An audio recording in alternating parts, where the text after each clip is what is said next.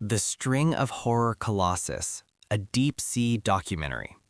In March of 2020, a remotely operated vehicle descended into the underwater canyons off Western Australia. At 630 meters below the surface, where sunlight has long surrendered to perpetual darkness, the robot's cameras captured something that made even seasoned marine scientists pause in disbelief. A spiral formation hung suspended in the black water, rotating slowly like a celestial ring, glowing with an ethereal, otherworldly luminescence. The outer ring alone measured 154 feet across. When researchers calculated the creature's full length, they realized they were looking at something that defied comprehension. Approximately 390 feet from end to end. This wasn't just the longest siphonophore ever documented. This was potentially the longest animal ever recorded in the history of life on Earth, surpassing even the blue whale, the largest creature currently known to science. The discovery sent shockwaves through the marine biology community. Scientists aboard the research vessel Falkor watched in stunned silence as the creature drifted through the water column in what they later described as a strange UFO-like feeding posture. Most scientists had already left the control room when the robot encountered it. Word spread quickly through the ship. People came rushing back, crowding around monitors, unable to believe what they were witnessing. One of the lead researchers later said it was the most spectacular thing she had ever seen in decades of deep-sea exploration. They were staring at a living nightmare from the abyss, a creature so alien in appearance and so impossibly vast that it seemed to belong to another planet entirely. But to understand this abyssal giant, we must first understand what a siphonophore truly is, because the String of Horror Colossus is not what it appears to be. It is not a single animal in any conventional sense. What floats through the midnight waters is something far stranger, far more unsettling. A colony. Thousands upon thousands of individual organisms called zooids cloned from a single fertilized egg, genetically identical to one another, yet morphologically transformed into specialized units with distinct functions. Some zooids exist only to move the colony through water. Others exist only to feed. Some reproduce, some defend. Some glow with bioluminescent fire to lure prey into death. Each zooid is physically fused to its neighbors, connected through shared circulatory channels, sharing nutrients and sensory information through electrical pulses that travel the length of the entire structure. Remove one zooid from the colony and it dies within moments. It cannot survive alone. None of them can.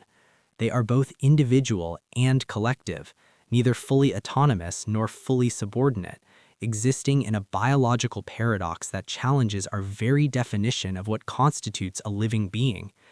This is not merely cooperation, this is integration at a cellular level so profound that the entire colony functions as a single distributed organism.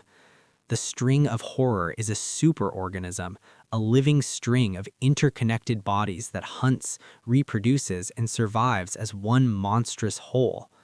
To trace the evolutionary origins of the siphonophores, we must journey back hundreds of millions of years to ancient seas that teemed with the earliest cnidarians, the phylum that includes jellyfish, corals, sea anemones, and the ancestors of modern siphonophores. Genetic evidence and fossil records suggest that siphonophores evolved from simpler colonial hydrozoans, organisms that resembled modern corals or hydroids. These early colonials were modest creatures, small polyps budding off from one another, remaining attached, forming mats and branches on rocks and submerged surfaces.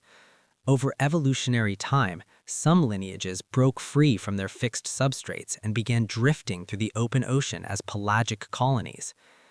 The transition from a stationary coral-like existence to a free-swimming predatory colony required radical evolutionary innovation. The ancestral zooids, which had once been identical copies performing identical functions, began to differentiate.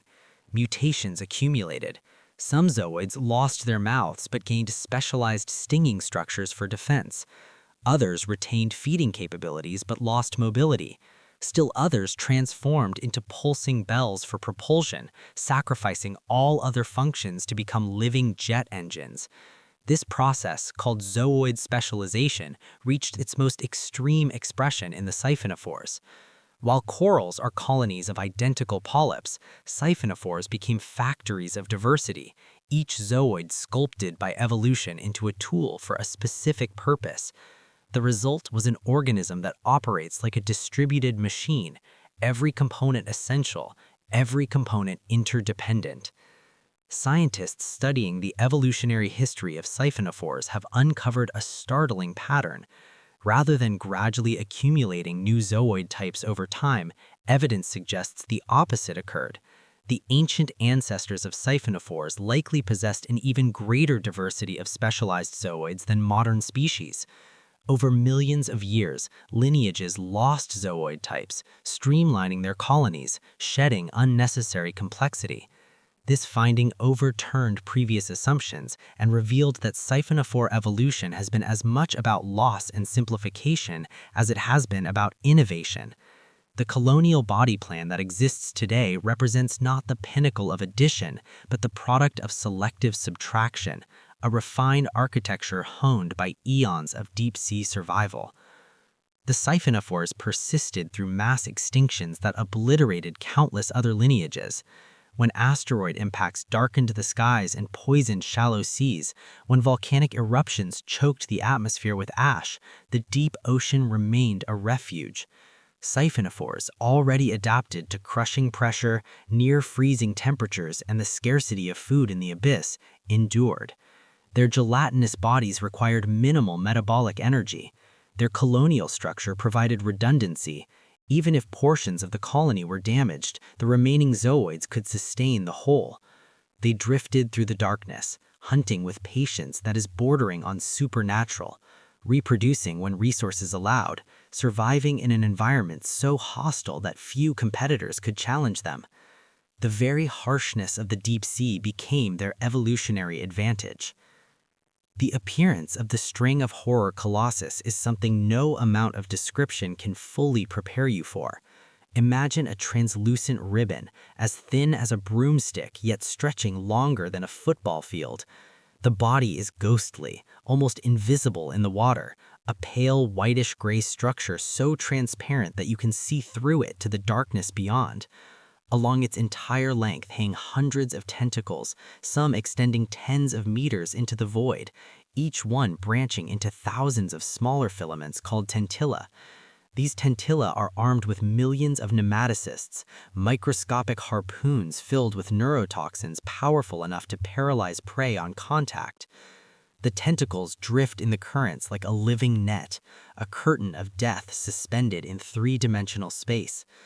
At the anterior end of the colony floats a small, gas-filled structure called the nematophore, a bladder that regulates buoyancy and keeps the creature oriented properly in the water column. Below this, in the nectosome region, dozens of transparent swimming bells pulse rhythmically, coordinating their contractions to propel the colony forward or adjust its position. The bells are arranged in precise order, smaller ones near the top for fine steering, larger ones toward the base for raw thrust. When the colony moves, it moves with eerie grace, the entire structure undulating through the water in slow, hypnotic waves. But the most unsettling feature of the string of horror is its bioluminescence. Throughout the colony, specialized photosites produce cold blue light through chemical reactions. In certain species, like those in the genus Arena, additional fluorescent compounds shift the wavelength, emitting rare red light that glows like burning embers in the blackness. These lights do not remain static.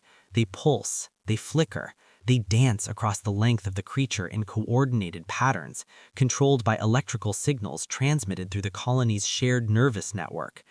The effect is mesmerizing, hypnotic, beautiful in the way that something deadly can be beautiful. When the siphonophore hunts, it does so with patience that borders on supernatural. It locates a region where prey is likely to pass, often along thermal gradients or nutrient upwellings where small crustaceans and fish congregate. Then it deploys its tentacles. The colony holds position, drifting almost motionless, the curtain of stinging filaments spreading outward in a vast, invisible net. The tentacles can extend so far from the main body that prey swimming nearby have no awareness they are entering a kill zone. The creature becomes a trap, silent and still, waiting in the dark. The bioluminescent lures begin their work. On specialized stalks among the tentacles, tiny glowing structures pulse rhythmically, twitching back and forth. To a small fish or shrimp, these lights resemble copepods, tiny crustaceans that constitute a primary food source for many deep-sea species. The lures are shaped like copepod bodies. They move like copepods, darting through the water with quick, erratic jerks. Even the wavelength of the light has been evolutionarily tuned to match the bioluminescence of digestive tracts in copepods that have recently consumed glowing algae. The mimicry is perfect, a deadly illusion refined over